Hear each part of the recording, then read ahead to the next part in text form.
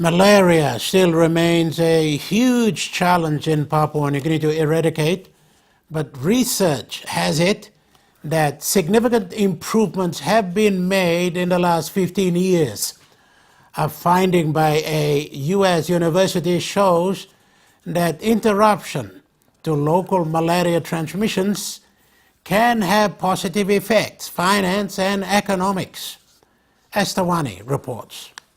An investigation into the elimination of malaria in Papua New Guinea has revealed that interrupting the malaria transmission can lead to economic and financial benefits for families, the health system, and the economy of the country.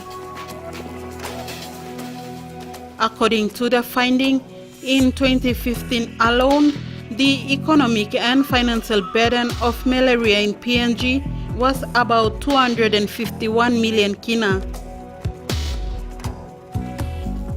However, malaria elimination can generate economic and financial benefits of about 17 billion kina.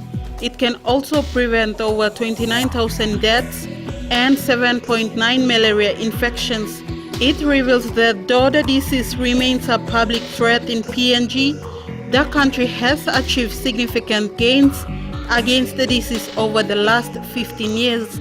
The findings have been very preliminary, but what we've found in our work in these investment cases for malaria elimination is that there's a very strong economic rationale for PNG to set its sights for elimination, a very large return on investment, meaning the benefits that PNG could reap from elimination are far greater than the costs. And hopefully, once we finalize this work and put it in a report, advocates, the government could go to the policymakers, to the people responsible for resource allocation, and make the case for elimination. PNG has made progress by expanding coverage and access to effective diagnosis, treatment and control measures, such as distributing mosquito nets.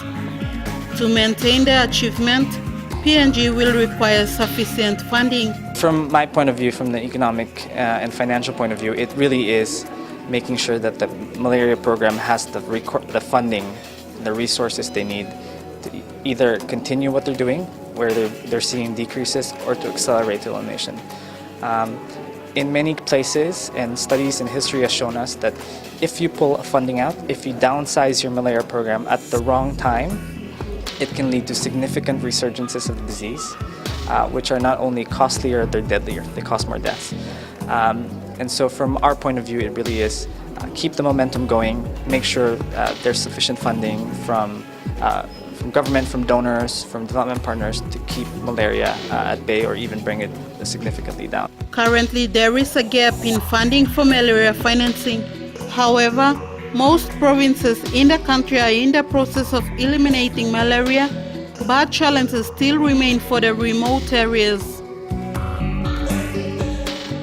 Minister Michael Malabag made a commitment in the 2014 East Asia Summit when the country first joined the region-wide goal of an Asia-Pacific free of malaria by 2030. The partnership agreement between PNG and China can possibly achieve this goal.